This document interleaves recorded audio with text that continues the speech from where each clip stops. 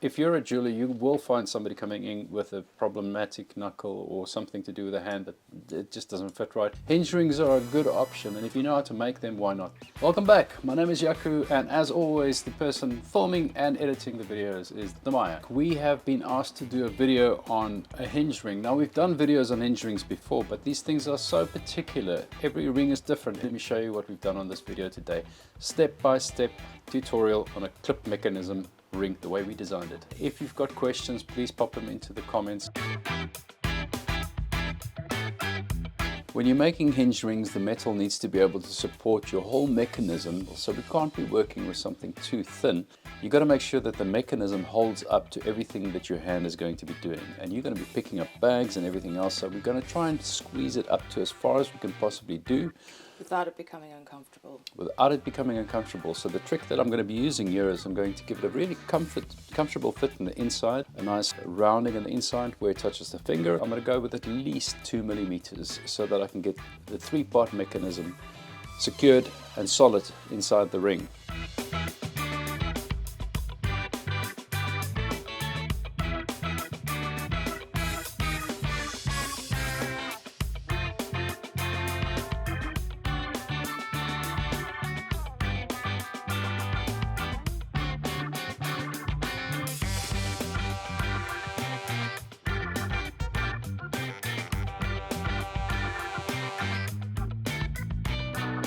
I'm going to anneal this metal, and now I'm going to bend it. Essentially be making 2 parts that are full.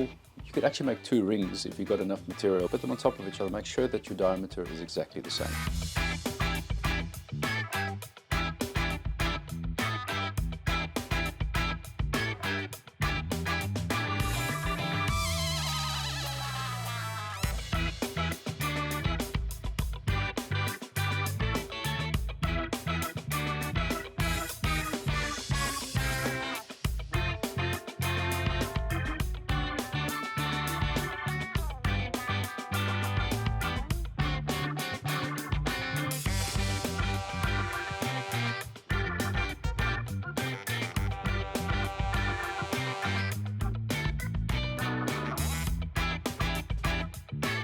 I'm going to be cutting them in such a way that, like I said, I want at least 10 millimeters overlap on both sides. Yeah, and I'll explain why.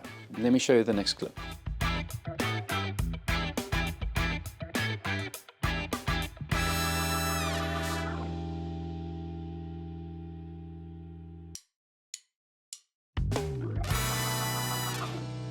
I use 5 millimeters for this, but again, these are so personalized that 5 millimeters might not be what you've got to work with. With the previous ring we used less, and you could probably get away with even 3 millimeters, but 5 millimeters on this ring. Putting the one ring completely down. Now, there's 3 sections when it comes down to this clasp. I'm referring to the clip mechanism. So the one section's got the bottom, extending the bottom section with 5 millimeters. The next section, I want the middle section. The bottom section is going to slide in underneath the middle section. The clip mechanism is going to take 1/3 up of the ring from the top. That's going to lock the ring together.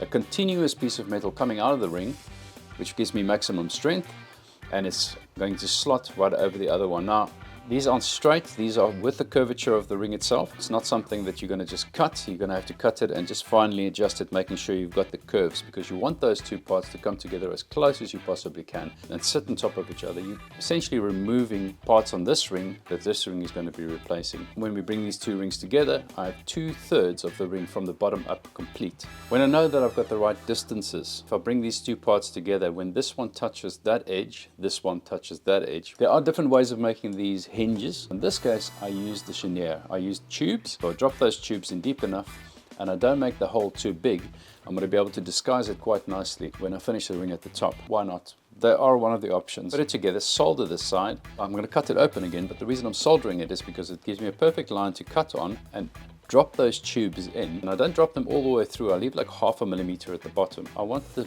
wire that goes in there to be at least 1.8 millimeters thick for a 2 millimeter thick piece of metal. I love this little vise. I use this little mitre vise. I would put a piece of wire in there, close it just so that it sticks above the surface, file it absolutely flush, turn it around and cut it that way so that I know that when I put these wires together, they are as good as they can get.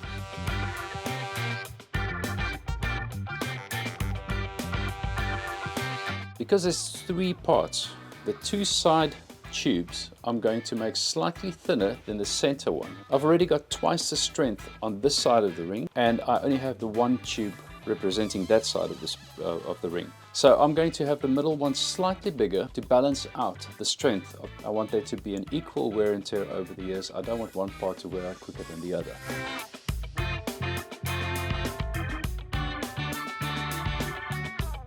But the center part and the 2 parts fit in there like an absolute glove. Tack it, drill these parts through so that you know that everything, when you're bringing it back together, you know a piece of wire is going to fit perfectly through there because you drilled the hole while everything was exactly in place. I typically would start with the one side, go halfway, turn it around and come in from the other side. And that way, if you have any kind of movement, natural movement where you may be going slightly off and you end all the way through, it extends that mistake all the way to the other edge and you're getting it popping out on the wrong side of the wire. By going this way and then coming from this way and then turning it around, doing that the whole time, basically balancing it out, you sit with a situation where they meet in the center. Now then cut the bottom open. If the hinge opens up and it closes again, that little section that you've cut through then comes together and it stops, it locks.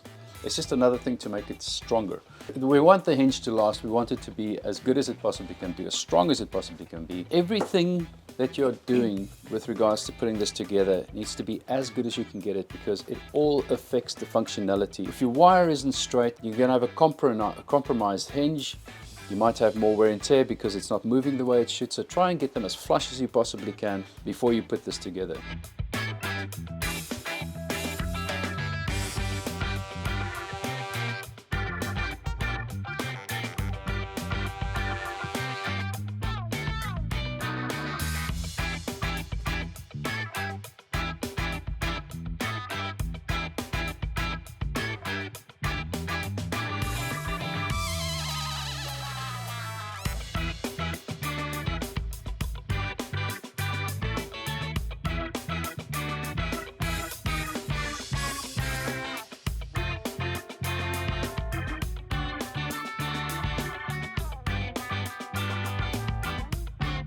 Flip it all around. Let's go back to the fun part, which is the mechanism. On the middle strip, the one that slides over, this one over here, the one on my right hand side, on your left. In the middle, I'm going to be making a mark. I lock the hinge together. I can put a temporary wire through the bottom and I use these little tapered wire pins. I bring it together at the top and now I'm making sure that everything is as tight as I can get it. I mark the top section exactly in the middle. I drop a little ball phrase to make sure that my drill doesn't move and I drill straight through to the bottom section, but just to mark the bottom section.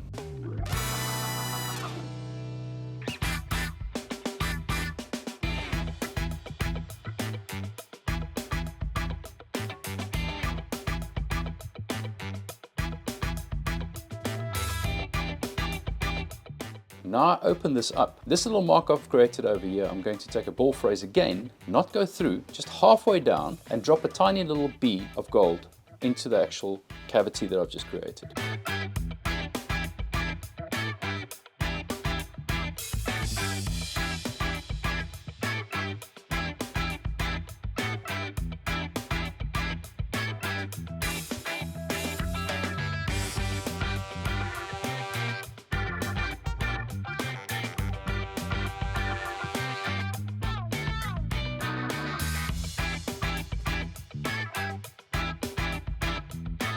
Where I've created the hole to start off with, you turn that around and you create a little ball phrase there to match the little bead that you just dropped on the other side. I'm expecting this side to climb over this section, slide over it and then click.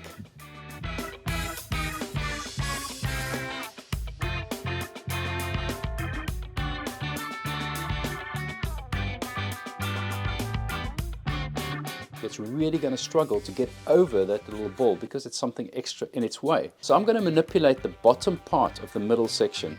It's going to have a little half round section where it climbs on, and then it's got a little groove leading up towards the hole. It's going to go slide, slide, slide, slide, and it's going to go click into the hole itself. Yeah. You can test this part already and make sure that you've got no movement there. We don't want that kind of movement around. If you've done the whole thing and worked as I've explained, those two parts should come together like a lock and go click. This little hole's function is two parts. Once we've got the clip coming over the top section, in the inside of the clip over here, I'm going to be adding a tiny little wire. That wire is going to lock into that very same hole. You're locking the entire thing. We need to talk about the third part of this trilogy that makes it complete. Here's the thing. We can't have a clip sticking out of the ring. We want everything to be integrated into the ring itself. So we want to take a little bit of those two parts that I've just spoke about. We want to take some of that to make room for the clip mechanism that's going to be coming over it. I can get it as flush as possible so that when you're wearing the ring, you don't have this excess little pieces sticking out on the side. We want to have this clip swallowed up by the ring itself. We want to try and disguise it.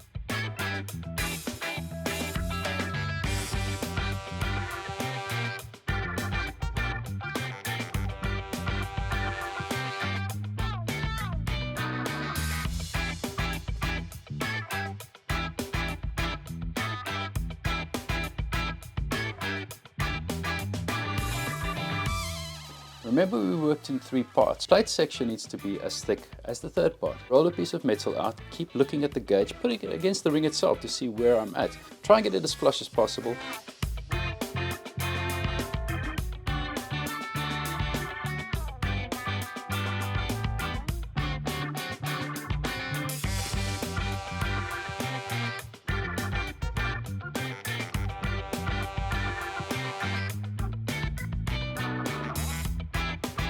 This is the bottom part, this is the top part. I'm going to take this part off and put it away for a second. There's going to have to be a hinge on this side. This section, when it comes around, is going to click around all of this that you've just built.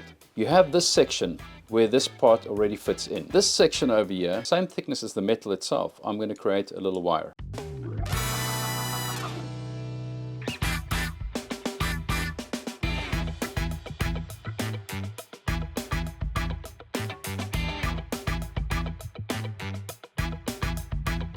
If I'm looking at this section over here, I know it's slightly rounded, but I'm going to go straight and put a little BB phrase or a parallel phrase in to create slight half rounding here. I'm going to create a little chenier. We've cut a little piece away on this end over here, on this corner. In that little section, before you do anything, take a tiny little drill and drill into the ring itself. How far? At least 3 millimeters into the, or 2 millimeters at least. Yeah, Let's 3 millimeters is gone. Yeah, Anyway. let's go for 2 millimeters. Now we create the chenier. 3 little parts.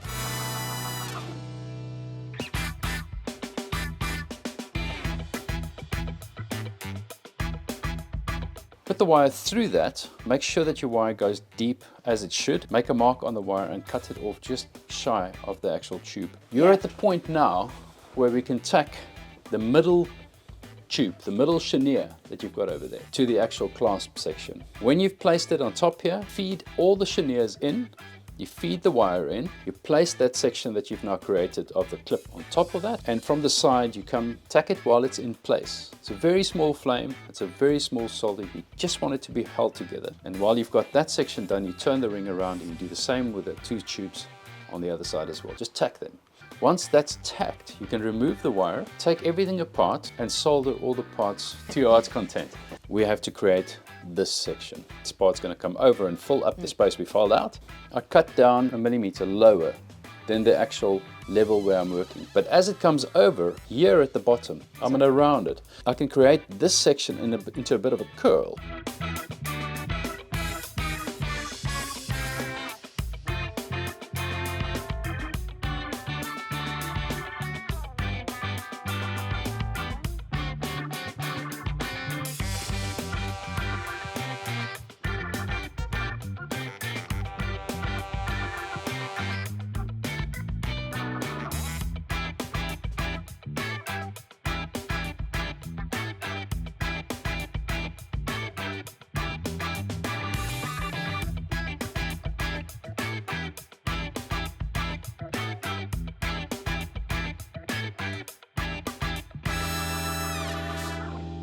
So now we've got a clip mechanism that's got a hinge that comes over and it clicks over. All of that rounding is doing what it needs to do right now. All the excess bits you can now round with the ring itself. Remember I said on this clip on the inside I want a wire because we created a hole on the other one. Remember that? So you've got this little part on the inside matching up with this little section. How do we get the exact spot?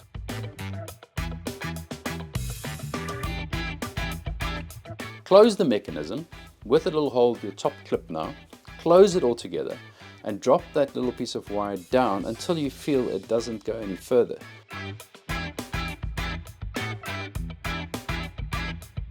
Once you're at that point, cut it off and solder the top.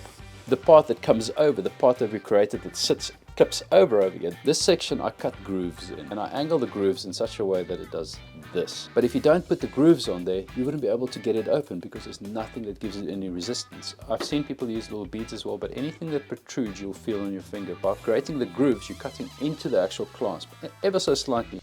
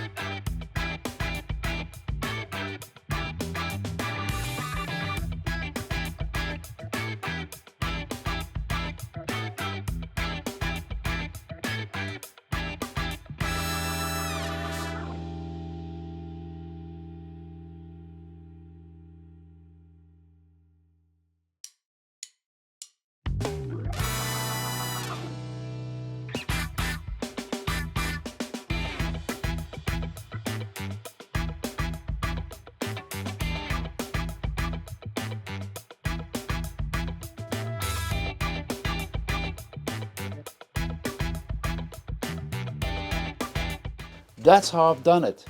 That's how it's worked for us. It is a simple way to go about making this. I say it's simple. It's taken me years to get to this point because I've done this version of it, this version of it, and that version of it. It's trial and error that we want to try and share with you. It's one of those things that I'm really proud of.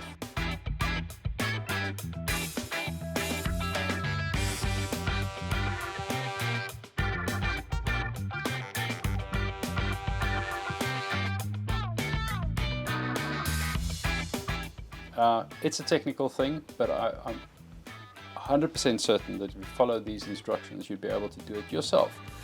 And let me know if there's any kind of complications you come across and if there's anything you can do to help. Best to message me under Jaco the Jeweler on Instagram, direct message, or you can leave a comment in the comment section down here as well. Thank you very much for watching. As always, have a nice working week. Cheers, bye.